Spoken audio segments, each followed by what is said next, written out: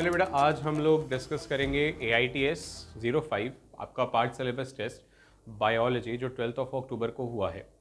इसमें 2 चैप्टर्स आए थे बायोलॉजी में, cell cycle and cell division and microbes in human welfare, और हम लोग डिस्कस करेंगे माइक्रोब्स इन ह्यूमन वेलफेयर जिसमें ऑर्गेनिज्मिक अप्रोच में ज़्यादा सवाल आए हुए हैं। और इसको हम लोग देखते हैं, बहुत आसान आसान सवाल है, बहुत ईजी सवाल है। पहला सवाल है यहाँ पे, क्वेश्चन नंबर है 92। क्वेश्चन नंबर है क्या हमारे पास? 92। इसमें है कि microbes exist even in the environments like geysers, 100 degree Celsius, acidic lakes, deep snow, which feature allows them to thrive in such extremes. यानी कौन सा फीचर है बैक्टीरिया के अंदर जो उसको इतने एक्सट्रीम कंडीशन में अलाउ कर रहा है ताकि वो सर्वाइव कर सके। पहला है थिन सेल वॉल, पतले सेल वॉल नहीं। फिर उसके बाद है high temperature enzyme and resistant spores. तीसरा है डिपेंडेंस ऑन सनलाइट। चौथा है ऑक्सीजन रिच हैबिटेट्स। देखिए यहाँ पे पहला, तीसरा और चौथा ऑप्शन तो एक्यूरेट नहीं है। जो मोर एक्यूरेट आंसर होगा वो होगा सेकंड, क्योंकि देखिए अगर वो हाई टेम्परेचर पे सर्वाइव कर रहा है यानी उसके बॉडी का मेटाबॉलिक एक्टिविटी भी उस टेम्परेचर पे ऑप्टिमम होना चाहिए, यानी कि उसके एंजाइम्स हाई टेम्परेचर पे काम करने चाहिए। साथ ही साथ अगर अनफेवरेबल कंडीशन है और स्पोर्स वगैरह के थ्रू माइक्रोब्स में डिवीजन हो रहा है तो बहुत ज़्यादा एक्सट्रीम कंडीशन में ये स्पोर्स किसी भी तरीके के करंट से डैमेज नहीं होने चाहिए। तो जो इसका आंसर होगा वो होगा 92। अगला question number 94, which of the following is not a viral disease? Typhoid. ये तो बहुत आसान है, टाइफॉइड है। 94 का हो गया थर्ड। ठीक है, बहुत आसान सवाल। आगे देखते हैं अगला क्वेश्चन नंबर है, अगला है 98। When a small amount of curd is added to warm milk it serves as inoculum. बहुत ज़्यादा आसान सवाल। हमको पता है ना कि अगर हमने दही ले लिया, थोड़ा सा हम लोगों ने क्या कर लिया, ऐड कर दिया, तो किसके तरह ये काम करेगा? इनोक्यूलम की तरह काम करेगा। इसको हम लोग एक और नाम से जानते हैं, इनिशियल स्टार्टर। किसके नाम से? स्टार्टर के नाम से। हो गया, आगे देखते हैं अगला सवाल, question number 100। During curd formation lactobacillus converts milk into curd by lactic acid fermentation. तभी तो हो पाएगा ना, लैक्टिक एसिड फर्मेंटेशन होगा। Pyruvate 3 carbon, lactic acid 3 carbon, कौन सा fermentation? In the lack of oxygen, not in the absence of oxygen, तो होगा lactic acid fermentation. Question number 100 का आंसर हो जाएगा सेकेंड। आगे देखते हैं the nutritional quality, question number 102। The nutritional quality of curd improves because of an increase in vitamin B12। दही के अंदर कौन सा विटामिन ज़्यादा हो जाता है? विटामिन B12 की तादाद क्या हो जाती है? ज़्यादा हो जाती है दही के अंदर। ये चीज़ हम लोगों को मालूम है। ठीक, आगे देखते हैं 102 के बाद अगला जो सवाल हम लोगों के पास है, क्वेश्चन नंबर 105 है। क्वेश्चन नंबर 105 देखते हैं। A patient who regularly consumes curd has fewer digestive infections. What is the reason behind this effect? Option number first है LAB inhibit harmful microbes in the gut. हाँ, यही पहला ही answer सही है, 105 का फर्स्ट। ठीक है, हमारी किताब में लिखा है ना कि ये क्या करता है? चेक करता है। चेक करने का मतलब है जो लैक्टिक एसिड है पैथोजेंस की जो वॉल्स होती है ना उसको डैमेज कर देता है। एक तरीके का न्यूट्रिशनल कंपटीशन भी शो करता है, इसी वजह से माइक्रोब्स खत्म हो जाते हैं। अगला सवाल है हमारे पास 107। The puffed up appearance of idli और dosa batter is caused by, option number first yeast producing alcohol. नहीं भाई, रोटी में अल्कोहल कहाँ से? Bacterial CO2 production during fermentation, evaporation of water, enzyme denaturation. हम लोग यहाँ पे करेंगे क्या? Bacterial CO2 production. 107 का सेकेंड, 107 का क्या हो जाएगा? सेकेंड। आगे देखेंगे अगला सवाल 109 है। The process of converting glucose into alcohol and carbon dioxide by yeast is called, इसको हम लोग कहते हैं अल्कोहलिक फर्मेंटेशन। इसको हम लोग क्या कहते हैं? Alcoholic fermentation. भाई ग्लूकोज है, ठीक है, ग्लूकोज अगर रहेगा तो बट ऑब्वियस सी बात है पायरुवेट, फिर उसके बाद ये टूटना चालू कर जाएगा, मिलेगा आपको कार्बन डाइऑक्साइड और क्या मिलेगा? C2H5OH। तो ये क्या हो गया?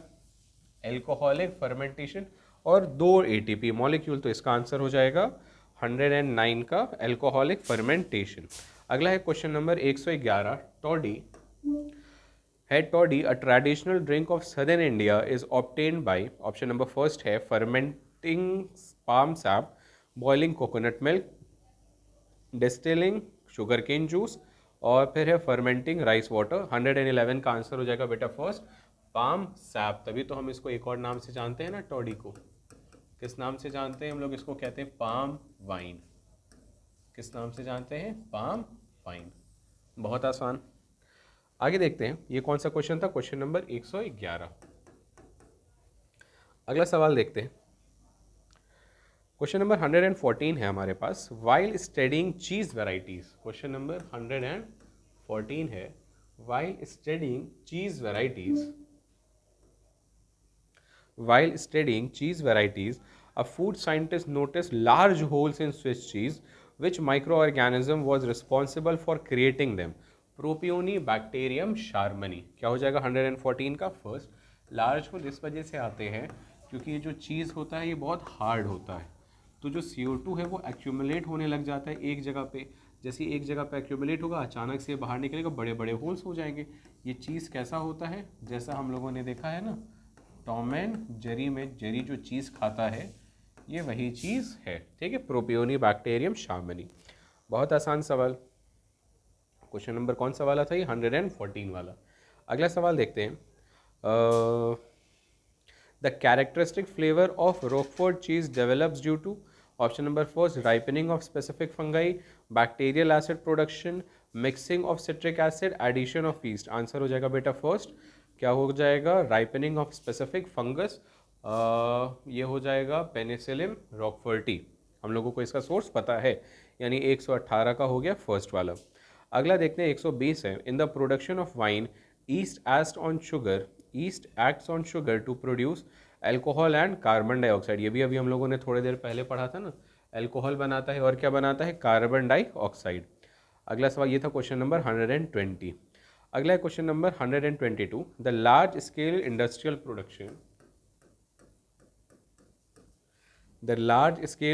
Production of penicillin was carried out successfully. भाई नोबेल प्राइज से मिला है फ्लोरे एंड चेन। ऑप्शन नंबर क्या हो जाएगा? First, option number first. आगे देखते हैं। A biochemical engineer isolated a fungal species that produced citric acid on a large scale for soft drink manufacturing. Identify the organism. citric acid को बनाने के लिए हम लोग एक ही फंगस रहता है, वहाँ पे हमारी किताब में 4 दिया हुआ है, उसमें से 3 बैक्टीरिया है और एक जो है हमारे पास फंगस है, जो कि आंसर हो जाएगा क्या? Aspergillus Niger. 124 का पहला, 124 का कौन सा वाला? पहला वाला, ठीक है।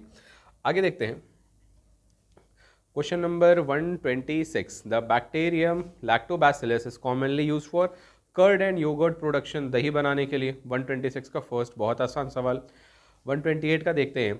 The bacterium Clostridium butylicum is employed for butyric acid production. 128 का फर्स्ट, ये भी बहुत आसान सवाल, हमको पता है। 130 देखेंगे। A detergent company introduced an eco friendly cleaner that removes greasy stains through microbial enzymes, which enzyme was likely used. इसका आंसर बहुत आसान है, 130 का हो जाएगा क्या? लाइपेज। लाइपेज ही इस्तेमाल करते हैं ना क्लीनिंग वगैरह में। अगला question number 131। The figure shown below represents adeno virus. ये फिगर अगर आपको थोड़ा सा भी याद हो तो ये हम लोगों ने पढ़ा है, ठीक है। ये किसके लिए है? एडिनो वायरस के लिए है। क्या कॉज करता है? रेस्पिरेटरी डिजीजेस कॉज करता है। ये क्वेश्चन नंबर कौन सा था? Question number 131, 131। अगला सवाल देखते हैं हम लोग 135 में देखेंगे। Question number 135। Bottled fruit juices appear clearer than homemade ones because they are treated with, option number first है pectinase and protease, lipases and amylase, cellulases, oxidase, urease and catalase. तो 135 का आंसर हो जाएगा क्या? फर्स्ट, 135 का first, क्योंकि pectinase है, middle lamella pectin, but obvious सी बात है। और जो पल्प डेवलप हो जाता है ना घर में जूसेस बनाने के लिए, तो प्रोटीएज इस्तेमाल करके उस पल्प को भी हटाया जा सकता है। तो हो जाएगा क्या? First, pectinase and protease. बहुत आसान सवाल। आगे देखते हैं। अगला सवाल है हमारे पास 138। A cardiac patient was given a genetically modified bacterial enzyme that dissolved a blood clot within minutes. Identify the streptokinase.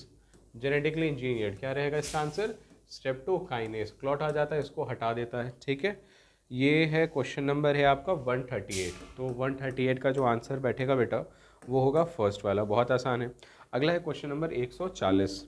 Cyclosporin A is an immunosuppressive compound obtained from, बहुत आसान, ट्राइकोडर्मा पॉलिस्पोरम, 140 का फर्स्ट वाला। आगे देखेंगे 142, question number 142।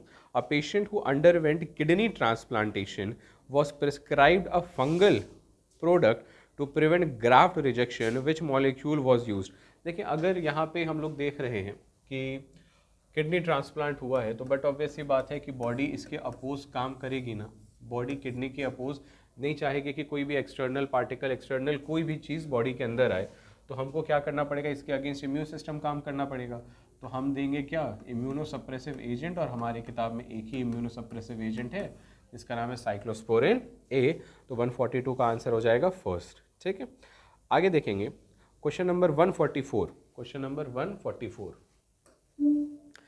लिखा है statins obtained from Monascus purpureus lower blood cholesterol by.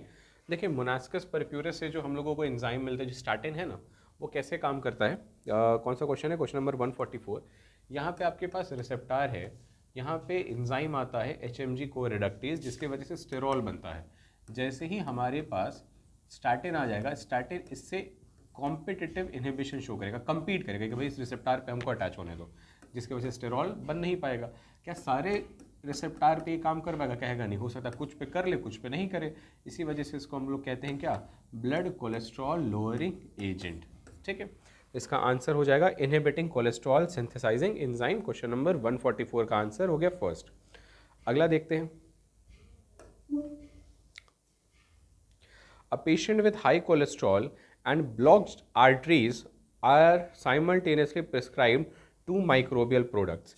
Question number 150 है ये, 1 to reduce fat levels and the other to dissolve clot, identify the pair. बहुत आसान है, अगर हमको क्या करना है, इसमें से फैट को कम करना है, तो अभी हम लोगों ने थोड़ी देर पहले पढ़ा ना, यहाँ पे क्या इस्तेमाल कर रहे थे हम लोग, स्टैटिन।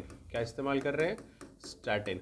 और अगर ब्लड क्लॉट है, क्लॉट बस्टर कौन है भाई, हमारे पास है स्ट्रेप्टोकाइनेज, जेनेटिकली इंजीनियर्ड ड्रग है ये स्ट्रेप्टोकाइनेज। तो जिसका आंसर हो जाएगा बेटा, ये हो जाएगा 150 का फर्स्ट।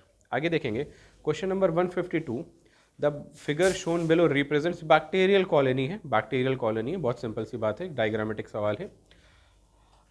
अगला सवाल देखेंगे क्वेश्चन नंबर 158 है, adenovirus is known to cause respiratory infection, अभी हम लोगों ने पढ़ा, डायग्रामेटिक सवाल है ये भी। 158 का फोर्थ हो गया, 158 का फोर्थ। अगला देखेंगे, which of the following statement about bacterial flagella is correct, but obviously बात है बैक्टीरियल मोटिलिटी के लिए इस्तेमाल होता है। क्वेश्चन नंबर 161 का सेकेंड। और आगे देखा जाए क्वेश्चन नंबर 166 है, a rod shaped bacterium showing flagella. Question number 166, a rod shaped bacterium showing flagella can only be seen clearly under the magnification of 50,000। ये भी हमारे जो माइक्रोब्स इन ह्यूमन वेलफेयर है उसमें डायग्रामेटिक सवाल है, आप देखेंगे तो आपको इसका जवाब मिल जाएगा, 50,000 मैग्निफिकेशन में ही नज़र आता है। क्वेश्चन नंबर 169 है, a microbiologist isolated organisms from a thermal went eight 98 degree centigrade. These were neither fungi nor algae. What type of organism were the most likely to be? तो आंसर क्या हो जाएगा, इसका आंसर होगा thermophilic bacteria. हम लोगों ने पढ़ा है ना, क्वेश्चन नंबर कौन सा है बेटा, ये 169, थर्मो एसिडोफिल। ऑप्शन हो गया इसका फर्स्ट वाला, बहुत आसान सवाल। और कोई सवाल है इसमें अगर हमारे पास, नहीं बेटा, माइक्रोब्स के सारे सवाल हम लोगों से क्या हो गए, हल हो गए हैं। याद रखिएगा इसमें हम लोगों ने माइक्रोब्स के अभी ऑर्गेनिजम्स जितने भी लिखे हुए हैं और उसके जो प्रोडक्ट्स हैं उसको पढ़ा है। नेक्स्ट टेस्ट में जो हमारा सीवेज ट्रीटमेंट प्लांट है और साथ ही साथ जो हमारे पास बायोगैस है और बायो कंट्रोल एजेंट्स हैं उसको हम लोग बहुत अच्छे से पढ़ेंगे। और ये चैप्टर जितने अच्छे से हम NCERT और एग्जाम्पलर से पढ़ सकें उतना हमारे लिए अच्छा है, इसमें कुछ भी एक्स्ट्रा करने की हमको ज़रूरत नहीं है। तब तक के लिए बेटा अगले टेस्ट के लिए ऑल द वेरी बेस्ट।